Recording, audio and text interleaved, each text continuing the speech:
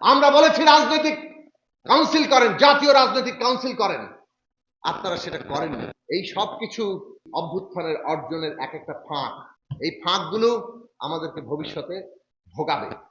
আমরা এর পরও এত সত্ত্বেও বারবার বলেছি যে এইখানে ন্যূনতম জাতীয় ঐক্যমত্য রক্ষা করতে, ফ্যাসিবাদী ব্যবস্থা বিলোপ করে একটা গণতান্ত্রিক ব্যবস্থার নির্মাণ আমাদের করতে হবে।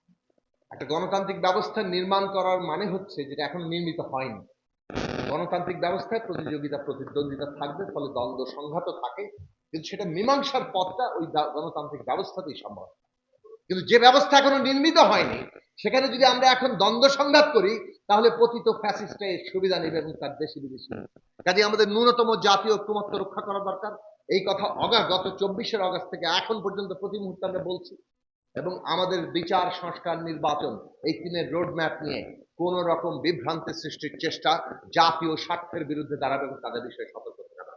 প্রত্যেকের মনে রাখা দরকার, ক্রেডিটবাজি চলছে। ক্রেডিটবাজি বেশি দিন টেকে না, আবেগের উপরে দাঁড়িয়ে থাকা রাজনীতি বেশি দিন টেকে না।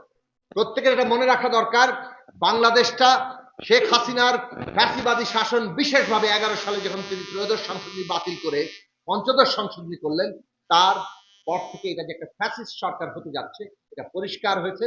এবং তারপর থেকে যত লড়াই হয়েছে, এই লড়াই বাংলাদেশের মানুষকে বারুদের স্তূপে পরিণত করেছিল। কেবল ক্ষোভে বারুদের স্তূপ নয়, প্রতিটি স্লোগান আজকে যা দেওয়া হচ্ছে তা রাজনৈতিকভাবে তোলা হয়েছে।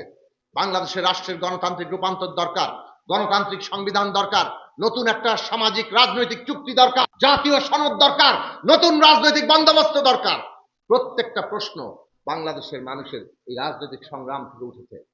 আজকে সেইটা নিয়ে আমরা এগোচ্ছি। এই এগিয়ে যাওয়া মনে রাখা দরকার সকলের সম্মিলিত ফল। রাজনৈতিক দলের সংগ্রামের ভিত্তিতে বারুদের স্তূপ তৈরি হয়েছে, আর ছাত্ররা আত্মাহুতি দিয়ে সেখানে স্ফুলিঙ্গ হিসাবে দাবানল সৃষ্টি করেছে।